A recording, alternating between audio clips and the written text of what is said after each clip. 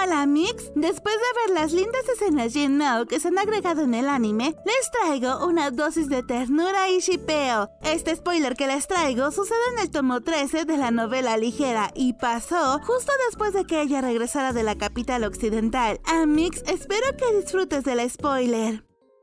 Después de casi un año de ausencia, Mao Mao finalmente regresó a la casa Verdigris y obvio lo hace con su actitud de siempre, anunciando su llegada como si no se hubiera desaparecido por tanto tiempo. Yoka, que sabía que su hermana vendría porque la muy organizada avisó con anticipación, apenas podía despegarse del sueño. No había clientes esa tarde, así que muchas de las cortesanas aprovechaban para dormir un poco, pero Pairin ya estaba muy despierta, esperando con ansias a su hermanita. ¡Mao Mao! ¡Qué eternidad! Exclamó Pairin, lista para abrazar a la recién llegada como en un reencuentro de novela, pero la abuela se interpuso con su clásica actitud de no tan rápido, jovencita, pues ella también quería saludar a Mao Mao. La abuela, como siempre, sacó su lado dramático, gritándole a Mao Mao que no podía creer que no viniera a verla tan pronto llegó a la ciudad, por lo que Mao Mao solo respondió: tengo un trabajo, ¿recuerdas?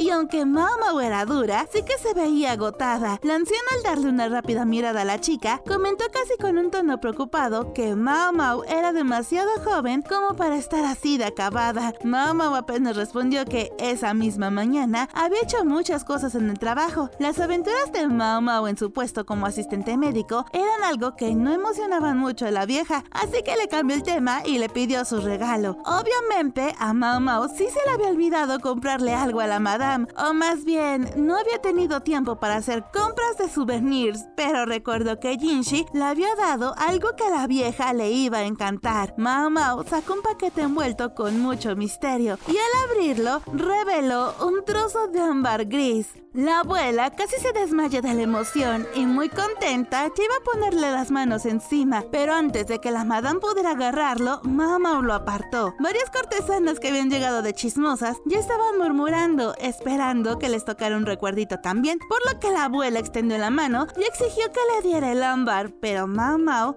sabía cómo tratar con la anciana y quiso negociar con ella. Es que este trozo es bastante grande y puro. ¿Será que puedo dártelo así sin más?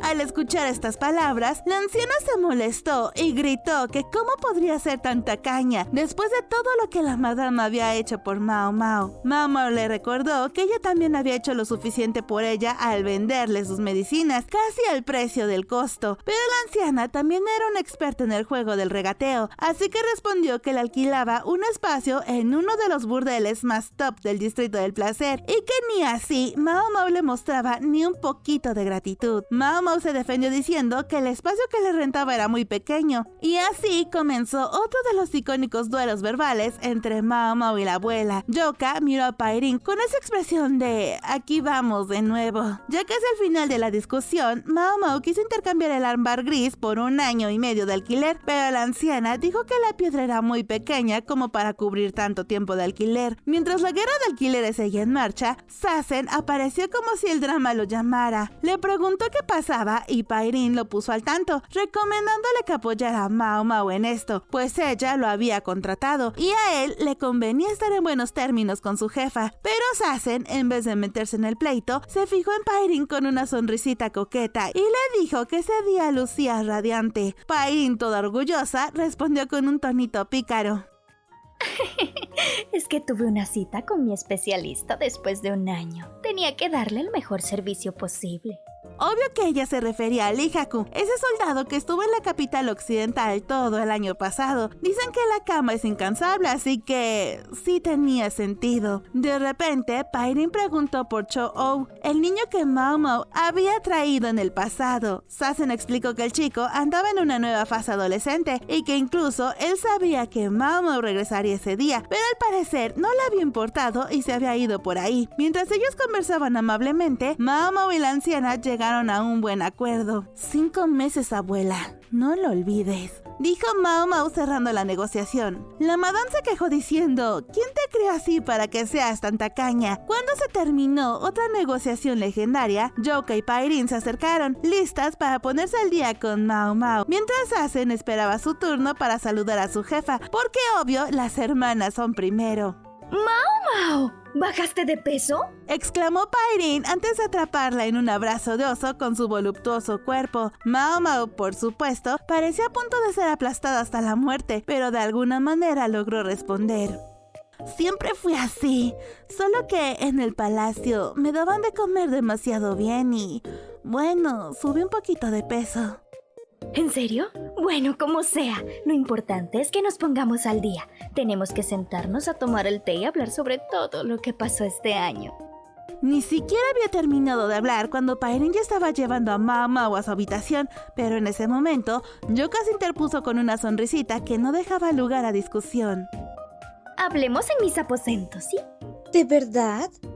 Pairin parpadeó, pero enseguida entendió el mensaje. Después de todo, había tenido compañía la noche anterior y técnicamente hasta esa mañana. Probablemente ni siquiera habían cambiado las sábanas. Youka, que tenía cero interés en los hombres a pesar de haberse criado en un burdel, no tenía la menor intención de pisar ese cuarto perfumado con los recuerdos de una noche de pasión demasiado intensa. Así que hubo un cambio de planes e hicieron una tarde de té en la habitación de Youka. El cuarto de Youka estaba lleno de grandes libreros. Como tenía que entretener a los examinados del servicio civil, pasaba sus días devorando no solo los 4 libros y los 5 clásicos, sino que básicamente cualquier texto erudito que cayera en sus manos. Tomando esto en consideración y a modo de recuerdo, Mao Mao le entregó un libro enorme, un clásico que no tenía en su colección. Youka levantó la ceja claramente impresionada.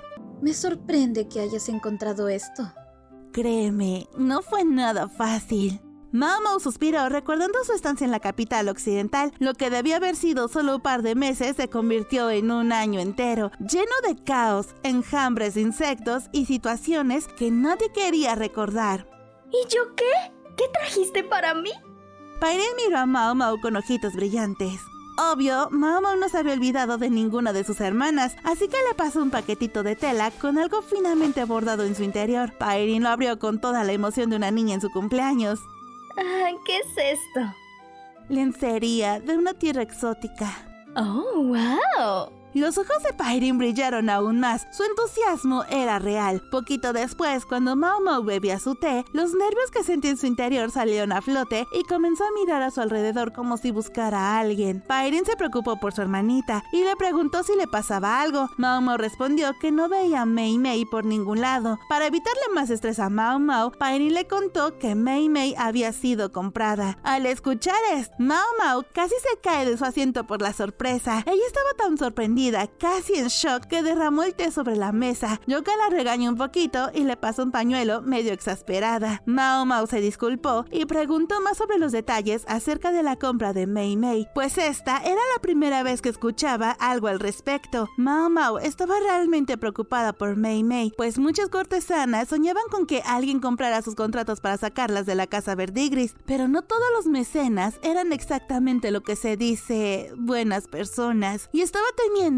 que el raro estratega al que tanto odiaba se hubiera llevado a su hermana. Para tranquilizarlo un poco, Pairin le contó que el hombre que se había llevado a Mei Mei era alguien a quien apodaban el Sabio y era un conocido de Lacan, así que si no le habían dicho nada era porque Mei Mei no quería preocuparla. Mao Mao intentó recuperar la compostura murmurando para sí misma. Youka afinó el oído y se dio cuenta de que estaba recitando nombres de hierbas medicinales y venenosas. Bueno, al menos no estaba lanzando insultos. Mao Mao no tenía idea de que el Sabio fuera cliente frecuente en la casa verdigris, y Pairin, con una sonrisa traviesa, dijo que su padre, o sea, el maestro Lacan, llevó al Sabio al burdel antes de irse a la capital occidental. Mao Mao empezaba a tener aún más dudas, pues era muy raro, incluso para el raro estratega, que se metiera en esos enredos. El Sabio, famoso por su destreza en el Go, le había dicho a Lacan que no encontraba oponentes a su altura, y como si fuera un comercial de apuestas ilegales, Lacan lo llevó a la casa verdigris y le señaló a Mei Mei. Después de todo, Mei Mei pasó meses jugando con ese viejo bastardo sonriente. Con esa cara sucia, y con una barba que parecía haber sobrevivido a 3 inviernos sin mantenimiento. Sí, puede que oliera como si no se hubiera bañado en 10 días, añadió Mao Mao pensativa. Pero ella vio su estilo de juego de cerca. Mei Mei siempre había minimizado su talento, pero tal vez ahora era incluso mejor que la legendaria Feng Shan. Son terribles. Después de venir aquí durante 6 meses, el sabio dijo que quería comprar su contrato.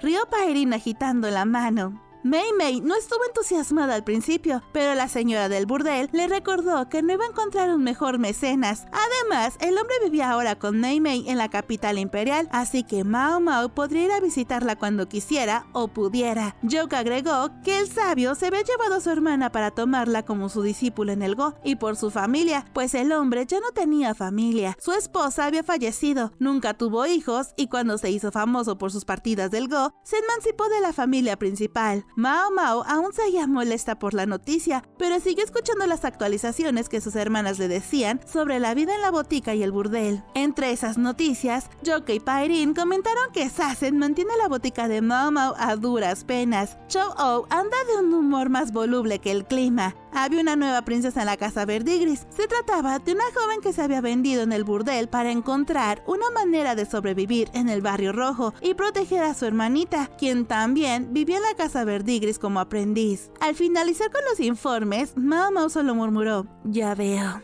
Pues nada la había sorprendido más que lo de Mei Mei. Mientras Paerin bromeaba y Mao Mao se perdía en sus pensamientos, Yoka se quedó en silencio. Algo dentro de ella se removía. El cambio en la casa Verdigris era inevitable. Si Mei Mei había sido comprada, probablemente Paerin sería la siguiente. Y Yoka se quedaría para continuar con la gestión del burdel. Observó a Mao Mao. Durante años había creído que ambas estaban en la misma situación, pero ahora veía que sus caminos eran opuestos. Ambas eran hijas de cortesanas, pero mientras Yoka solo tuvo un destino, Mao Mao había encontrado otro. Si Yoka hubiera tenido a alguien como Longmin en su vida, ¿habría sido diferente? Al final, no lamentaba el rumbo que había tomado su vida y definitivamente no envidiaba a Mao Mao, pero no podía sacudirse la sensación de que, poco a poco, todos estaban yendo. Mientras Yoka reflexionaba sobre todo esto, Mao Mao le contaba a Paerin todo lo que había sucedido en la capital occidental, cómo había trabajado como asistente de los médicos, cómo había soportado al estratega más insoportable del mundo y cómo había conocido a un hombre apodado como el hermano mayor de Lahan. También mencionó la plaga de insectos y un ataque de bandidos, aunque claramente estaba omitiendo detalles importantes.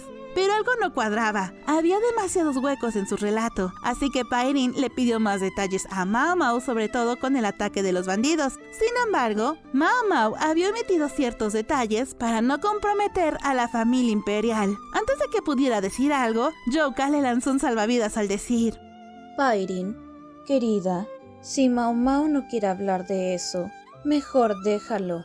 Aunque Yoka no quería saber todos los detalles del viaje de Mao Mao, había algo ahí que sí le llamaba la atención. ¿Quién es ese tal hermano de Lahan que mencionas tanto?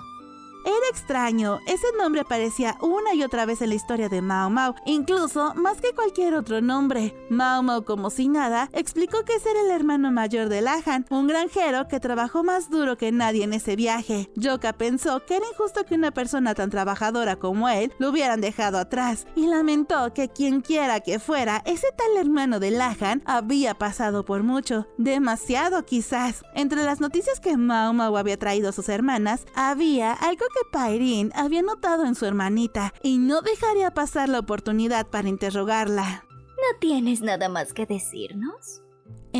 ¿Sobre qué? Mao Mao fingía confusión, pero sus hermanas mayores no eran tontas. Ella había cambiado sutilmente desde la última vez que la vieron, y Paerin, con su instinto entrenado en las artes del placer y el engaño, lo notó al instante.